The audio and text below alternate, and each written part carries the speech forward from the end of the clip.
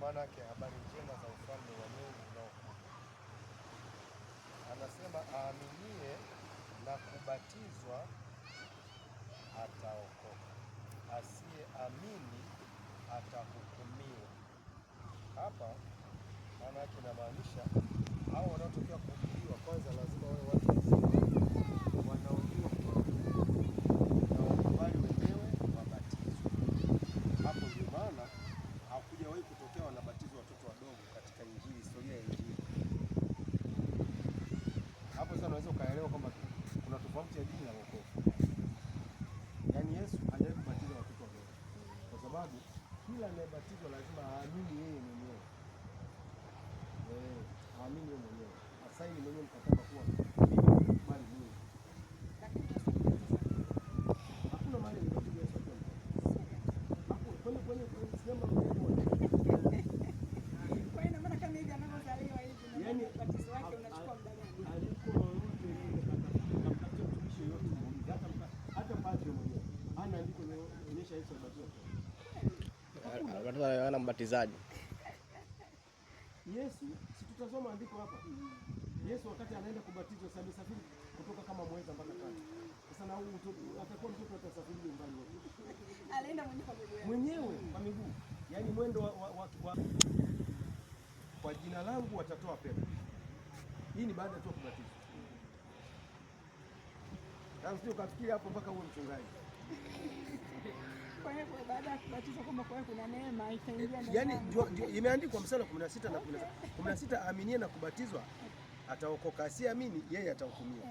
Alafu mstari 17 unaendelea. Na ishara hizi zitafuatana na hao watakaoamini. Kwa jina langu watatoa pepo, watasema kwa lugha mpya, yaani utanena kwa lugha.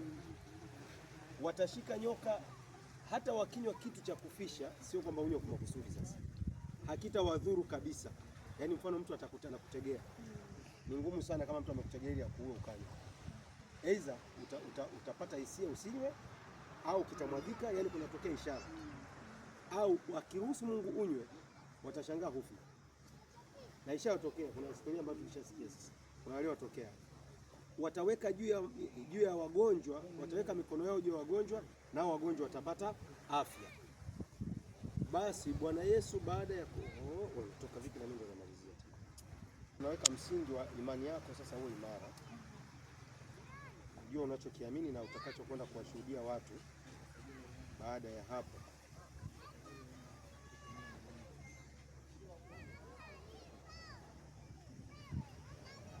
Na ishara hizi zitafuatana waaminio, imeenda tumesoma pale ishara zote zile.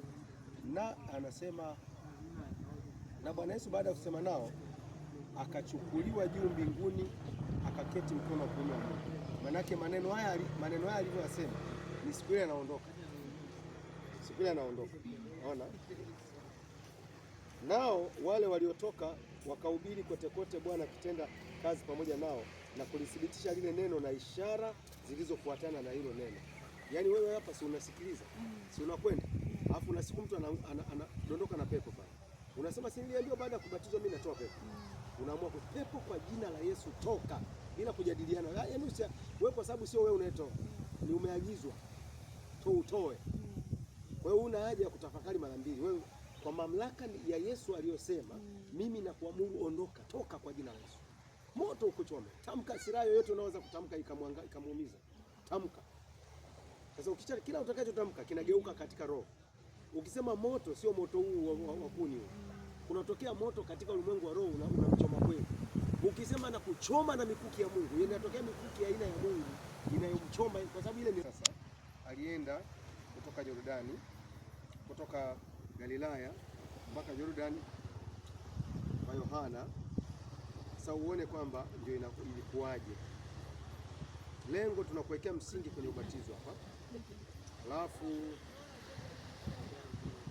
hii Yohana sura ya 13. Siku ile Yesu akatoka nyumbani akaketi kando ya bahari. Yohana sura ya 3. Hapa nimeenda mbali.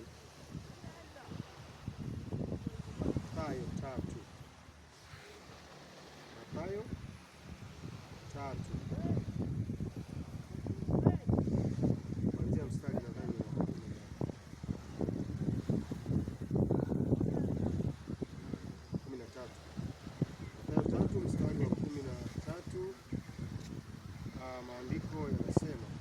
wakati huo Yesu akaja kutoka Galilaya mpaka Yordani kwa Yohana ili abatizwe. Hapa alikuwa katoto kweli? Umepata majibu sasa. Hapo alikuwa mtu mzima. Tena unajua alikuwa na miaka mingapi? 30. Yesu alibatizwa na miaka 30.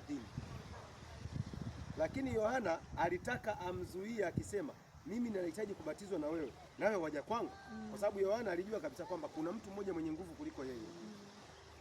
Sasa akafikiri kwamba katika ufalme wa Mungu yeye yule mkubwa ndio atamhudumia mdogo. Kumbe sasa mdogo atamhudumia mkubwa, yaani ndio hivyo. Yaani inakuwa vinageuka. Sasa Yesu akajibu akamwambia, kubali hivi sasa, kwa kuwa ndivyo inavyotupasa kuitimiza haki yote. Basi akakubali. Naye Yesu alipokwisha kubatizwa, mara akapanda kutoka majini. Hapo ndio tunapopinga ubatizo feki wa vikombe na bakuli, kwa sababu hakuna mtu anaweza kaingia kwenye bakuli kisha amebatizwa alafu akaanza kupanda kutoka kwenye hayo maji kuja huku nchi kavu wakati ni bakuli hilo. Atapandaje? Unaona? Akapanda kutoka majini na tazama mbingu zikamfunukia. Kwa nini? Kwa sababu ameshabatizwa. Kwa sababu kisha batizwa, huwa ubatizo ni kama unaweka saini kwa Mungu kwamba mimi naweka mkataba na wewe. Sasa Yesu hakuna mahali hapo nyuma, kutoka hapa kwenda nyuma, ambapo mbingu zilifunuka zikasema.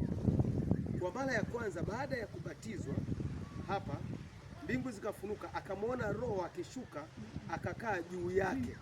Sasa yeye kwa sababu alikuwa ni anaona katika ulimwengu wote wa mwili na wa roho na wanyama, wa roho na wanyama, yeye aliona kabisa yani kiumbe kikija hapa. Wewe leo hutaona ila vinafanyika. Yaani roho anakuingia pale kweli, ila hutaona hivi physically. Tazama sauti kutoka mbinguni ikasema, huyu ndio mwanangu mpendwa na kupendezwa naye. Kwa nini sauti inasema sasa huyu mwanangu mpendwa na kupendezwa naye? Kwa tayari ameshasaini mkataba na Mungu rasmi. Kumbuka Yesu huyu ametoka kwa Mungu. Hapa alichokuwa anafanya ni kuwafundisha wanaomfuata wafanye nini. Sio kwamba yeye alikuwa sio mtoto wa Mungu, ila alikuwa anafundisha watu wote. Ndio maana akasema inatupasa kutimiza haki yote, anataka watu wote wafuate. Unaona? Sio kwa sababu yake, bali kwa sababu inatakiwa hivyo. Huyu ndio mwanangu mpendwa ninayependezwa naye. Hapa ikawa imeisha, inaingia sura nyingine. Sasa tunaenda andiko la Warumi, linasema nini kinatokea ukishakuwa umebatizwa? Ni kitu gani tendo la ubatizo ni nini? Liko kitabu cha Warumi hapa. Ni kusaini mkataba na Mungu. Sasa kwenye Warumi nazungumzia, anasema Warumi sura ya 6 mstari wa 3. Kuanzia mstari wa 3 mpaka 5. Anatufahamisha sasa kwa kusema, hamfahamu ya kuwa sisi sote tuliobatizwa katika Kristo Yesu tulibatizwa katika mauti yake? Ameweka alama ya kuuliza. Yaani tendo hili la kwenda pale baharini, tunaenda kumzika Aurelia yule wa kwenda jehanamu, Aurelia yule ambaye ataenda kuzimu, ndio tunaenda mzika pale. Tukikuibua pale kwenye maji, tumekufufua pamoja na Kristo. Tendo la ubatizo, neno batiza tafsiri yake kwenye asili ya Kiunani inaitwa baptismo, ikimaanisha zika. Ndio maana huwezi kumzika mtu kichwani afu akabaki huku. Tunaelewana vizuri hapa?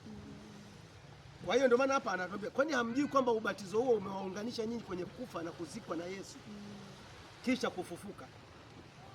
Kwamba mnazamishwa, mlizikwa, mkaibuliwa, mkawa mmefufuka. Yaani sisi tunafanya mfano wa tukio lenyewe halisi. Tunapofanya huku nje kwenye ulimwengu wa roho vinafanyika halisi.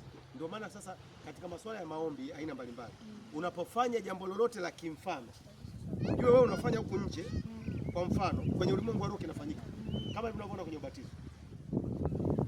Tulikuwa nafanya maombi fulani kwa kutumia ndizi, pacha ile kutenganisha mtu baina ya mtu na mtu aliyefariki, ili kwamba wasianze kupata tofauti. Sasa ile kipande chake yeye ikabidi ale. Kipande kile kingine tukaenda kukizika kwa sababu mwenyewe kafa. Tulikuwa tunatenganisha huyu mtu asibaki na roho ya ujana. asije kazuiliwa asiolewe kabisa. Sio, unaelewa? Kile kitendo cha kufanya hivyo maana yake nafsi yake, yule sio alikuwa mwili mmoja, sasa yule kafa. Akifa huku nje yeye anabakia naye kama amekufa. Kwa hiyo anakuwa mjane maisha yake yote. Ukitaka kumuoa utaoa vipi mzimu? Mtu kafa. Huku anatembea lakini sasa anaonekana ni mzimu. Lakini ukifanya maombi, mimi najitoa kwenye ujane, sio mjane, sitaki ujane tena. Maana yake umejitoa sasa. Sasa kunafanyikaga kitendo. Mimi Mungu aliniongoza, tunafanyaga vipande vya miti, tunagawanya kile kipande unakipasua hivi. Cha huku cha marehemu, cha huku cha kushoto cha mwanamke. Au ndizi pacha. Hiyo sasa ni siri ambayo mimi nilipewa na Mungu. Nanyi msije mnaosikiliza. Hiyo ni mimi nilipewa na Mungu. Maana hata kwa kukopi na kupaste. Okay? Sasa kwa hiyo mlizikwa pamoja naye katika mauti yake, basi anarudia.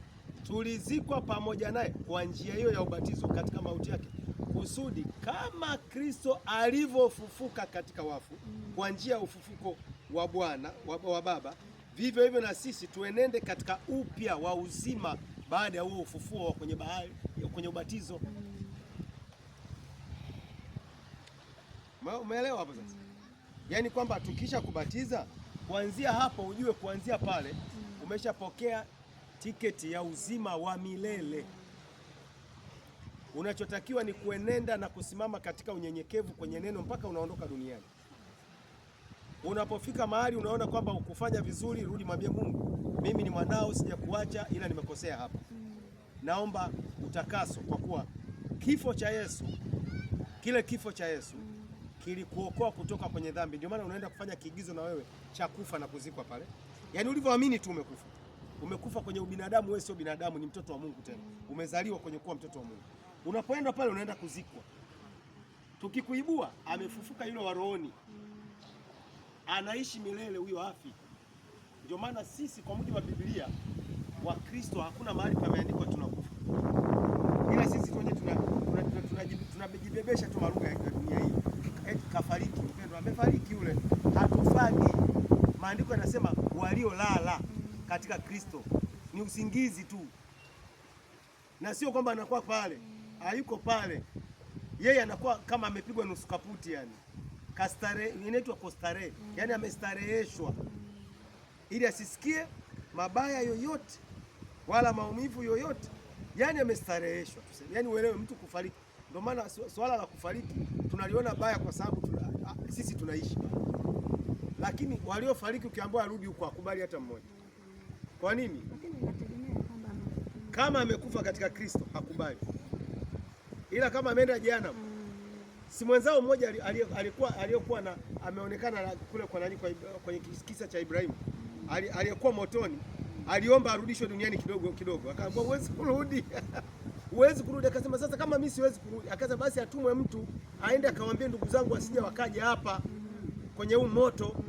Akasema hivi, huko duniani kuna watu wameachwa wanaendelea kulihubiri neno la Mungu. Wasipowaamini hao kina nabii wa ishara, hata angetoka, anasema Yesu akasema hata angefufuka mtu kutoka kuzimu hawatamwamini. Yaani wakuamini ataamini tu, hata muone mtoto mdogo kahubiri ataamini. Na asiyeamini hata angekuja malaika ana mabawa namna hii, nimetumwa unatakiwa kuokoka, ataambia wewe jini wewe kwenda. Unaelewa? Yaani Mungu kwenye andiko moja anasema muhuri ya Bwana imesimama kwa neno hili. Bwana anawajua walio wake, na kila akitaja jina la Bwana aachane na dhambi. Yaani maana naenda kubatizwa hivyo, naenda kuanza upya maisha ya kiroho.